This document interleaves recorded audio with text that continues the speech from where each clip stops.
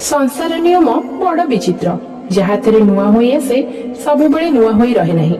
किछि समय व्यवधान रे ताहा पुराना होय एवं सेही पुराना रे किछि परिवर्तन करी आमे नुआ को ग्रहण करिथांती। पाश्चात्य समाज प्रभाव रे आमे प्रतिवर्ष जनवरी 1 तारिख रे विगत पुराना वर्ष को विदाय देई नुआ वर्ष को स्वागत करिथांती। किंतु हिंदू धर्म अनुसार एहा नुआ वर्ष नुहे, वास्तव रे कहिबाकू गले विषुव संक्रांति रु ही हिंदू धर्मर नूतन वर्षर शुभारंभ हुए। तेबे दर्शक बंधु चलतु जानिबा हिंदू धर्म अनुसार नुआ वर्ष बा महाविषुव संक्रांति केबे काहेकि ओ किपरि पालन करे जाय एवं एही विषुव संक्रांतिर महात्म्य कोन रहिछि। हिंदू धर्म तथा ओडिया जातिर पुरातन परंपरा अनुଯାयी सौर जगतर गतिविधि को लक्ष्य करी ओडिया मासर गणना करा जायथाय। सौर मासर गणना संक्रांति ठारू आरंभ हेउथिबा बेले चंद्र मासर गणना पूर्णमी ठारू आरंभ होइथाय। हिंदू धर्म रे गोटिए वर्ष रे 12टी मास रहिथाय। एही 12टी मासर आरंभ हिंदू धर्म रे प्रचलित थिबा 12टी राशि मानकर चलन अनुसार होइथाय एवं प्रत्येक मासर आरंभ दिन तथा संक्रांतिर नामकरण एही 12टी राशिर नाम अनुसार होइथाय। एतत् व्यतीत हिंदू धर्म रे वर्षर आरंभ बैशाख मासरे एवं वर्षर शेष चैत्र मासरे होइथाय। बैशाख मासर आरंभ तथा मेष संक्रांति रे सूर्य उत्तरायण गति करुथिबा समय रे विषुव रेखा उपरे रहिथाय। तेणु एही दिनटी को विषुव संक्रांति कुहा जायथाय। एही दिनटी को ओडिया जातिर पारंपरिक नववर्ष भावे मध्य पालन करा जायथाय। चैत्र मास परे परे एही संक्रांति ठारू सूर्यंकर किरण प्रखर होइथाय। तेणु एही दिन ठारू दिन बड़ एवं राति छोट होइथाय। ग्रीष्म ऋतुर आरंभ जोगु गरम बढ़ुथिबारु शरीर रे जलर परिमाण स्थिर रखिबा पई पणा एक उत्तम माध्यम होइथाय। तेणु अधिकरु अधिक पणा पिया जाउथिबारु एही विषुव संक्रांति पणा संक्रांति नाम रे ख्यात। तेबे दर्शक बंधु चलंतु जानिबा ओडिया माने एही विषुव संक्रांति किपरि पालन करिथांती। बैशाख मासर प्रथम दिन महाविषुव संक्रांति, पणा संक्रांति, महावीर जयंती तथा ओडिया नववर्ष ओडिया वासींको पई विशेष गुरुत्व बहन करिथाय। एही दिन ठारू आमर नूतन पांजीर आरंभ मध्य होइथाय।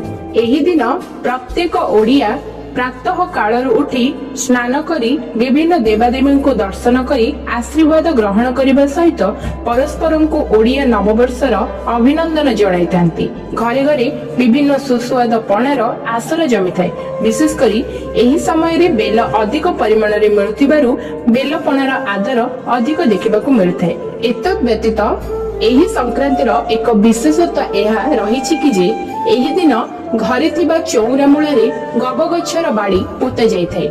सेही बाड़ी रे बाणी बा सिक्का साहाय्य एक छोट माटी कलश बंधा जायथाय।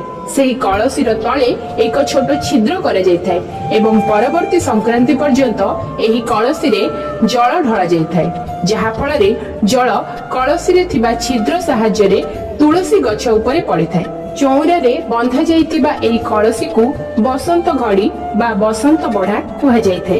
तेबे दर्शक बंधु कोन आपण माने जानंती कि घरे घरे सबु चौरा रे एही बसंत बड़ा काहेकि बंधा जायथाय। बैशाख मासरे सूर्यंकर उत्तरायण ताती जोगु खरार प्रकोप बढ़िथाय, जहा फल रे नदी पोखरी जल सुखी जायथाय। सेहीपरि खरार प्रकोप जोगु चौरा रे थिबा माटीरू जलर परिमाण मध्य ह्रास होइथाय, जहा फल रे चौरा रे लागिथिबा तुलसी गछ जल अभावरू मरि जिबार संभावना मध्य रहिथाय। किंतु हिंदू परंपरा अनुଯାयी चौरारू तुलसी गछ मरि जिबा अशुभर संकेत बोली धारणा रहिथाय। सेथिपई तुलसी गछ को खरा दाउरू रक्षा करिबा पई चौरा रे बसंत बढा बांधी जल ओ पणा दे जायथाय। खाली तुलसी गछ नुहे, सेही परि मध्य बेल गछ, बर गछ, लिंब गछ, मंदिर ओ पूर्व पुरुष मानक समाधि रे मध्य बसंत बढा तळे एक छोट छिद्र करी जल ओ पणा दे जाय। तेबे एही दिन हिंदू धर्मावलंबी मानक पई आउ एक गुरुत्व बहन करिथाय, कारण एही दिन को महावीर संकट मोचन हनुमान का जयंती भावे पालन कर जायथाय। प्रभु श्री रामचंद्र भक्त तथा पवन पुत्र हनुमान हेउछंती साहस, शक्ति और सामर्थ्यर प्रतीक। तेणु एही दिन विभिन्न आखड़ा स्थान मानकरे हनुमान पूजा अर्चना कर जायथाय। सेथिपई आखड़ा घरे थिबा विभिन्न उपकरण गुडी को ପୂଜା କରାଯାଇଥାଏ। ସେହିପରି ମହାବିଷୁବ ସଂକ୍ରାନ୍ତି ଦିନ ଓଡ଼ିଶାର ବିଭିନ୍ନ ଗାଁ ଗହଳି ମାନଙ୍କରେ ଆଉ ଏକ ପରମ୍ପରା ମଧ୍ୟ ଦେଖିବାକୁ ମିଳିଥାଏ। ତାହା ହେଉଛି ଝାମୁଯାତ୍ରା ଓ ଦଣ୍ଡଯାତ୍ରା। ଦଣ୍ଡଯାତ୍ରା ସଂକ୍ରାନ୍ତିର ଢେର ଦିନ ପୂର୍ବରୁ ଆରମ୍ଭ ହୋଇସାରିଥାଏ। ଏହି ଯାତ୍ରାରେ ମାନସିକଧାରୀ ତଥା ଦଣ୍ଡୁଆ ମାନେ ନିଜ ନିଜର କାଳୀ ମନ୍ଦିରରେ ପୂଜାର୍ଚ୍ଚନା ସାରି ଯାତ୍ରା ଆରମ୍ଭ କରିଥାନ୍ତି ଏବଂ ଏହି ବିଷୁବ ସଂକ୍ରାନ୍ତି ଦିନ ସେହି ମନ୍ଦିରକୁ ଫେରି ନୀତିକ୍ରାନ୍ତି ସହ ଯାତ୍ରାର ଉଦ୍ଯାପନ କରିଥାନ୍ତି। ଅତି ନିଷ୍ଠାର ସହ ଦଣ୍ଡୁଆ ମାନେ ଦଣ୍ଡ ନାଚ କରିବା ସହ ଗୋଟିଏ ସ୍ଥାନରୁ ଅନ୍ୟ ସ୍ଥାନକୁ ଯାଇ ଧୂଳି ଦଣ୍ଡ, ପାଣି ଦଣ୍ଡ ଏବଂ ଅଗ୍ନି ଦଣ୍ଡ କରିଥାନ୍ତି। ଏହି ଦଣ୍ଡ ଯାତ୍ରାରେ ଉଭୟ ଭଗବାନ ଶିବ ଓ ମା କାଳୀଙ୍କର ପୂଜାର୍ଚ୍ଚନା କରାଯାଇଥାଏ। ସେହିପରି ଏହି ଦିନ ବିଭିନ୍ନ ସ୍ଥାନରେ ଝାମୁ ଯାତ୍ରା ମଧ୍ୟ ପାଳନ ହୋଇଥାଏ, ଯେଉଁଥିରେ ମାନସିକଧାରୀ ମାନେ ନିଜର ମାନସିକ ପୂରଣ ନିମନ୍ତେ ନିଆଁ ଉପରେ ଚାଲିଥାନ୍ତି। ତେବେ ସେ ଯାହା ବି ହେଉନା କାହିଁକି, ଏହି ଦିନ ପ୍ରତ୍ୟେକ ଓଡ଼ିଆ ମାନଙ୍କ ପାଇଁ ଏକ ବିଶେଷ ଗୁରୁତ୍ୱ ବହନ କରେ। କଣ ଆପଣଙ୍କ ଅଞ୍ଚଳରେ ଏହି ପର୍ବ ପାଳନ କରାଯାଏ? ଯଦି ହଁ, ଆମକୁ କମେଣ୍ଟ କରି ଜଣାନ୍ତୁ। ଭିଡିଓରେ ଗୋଟେ ଲାଇକ୍ କରିବାକୁ ଜମା ବି ଭୁଲନ୍ତୁ ନାହିଁ। ଏମିତି ଭଲ ଭଲ ଭିଡିଓ ପାଇଁ ଆମ ଚ୍ୟାନେଲକୁ ନିଶ୍ଚୟ ସବସ୍କ୍ରାଇବ କରନ୍ତୁ। ଥ୍ୟାଙ୍କ୍ସ ଫର ୱାଚିଂ।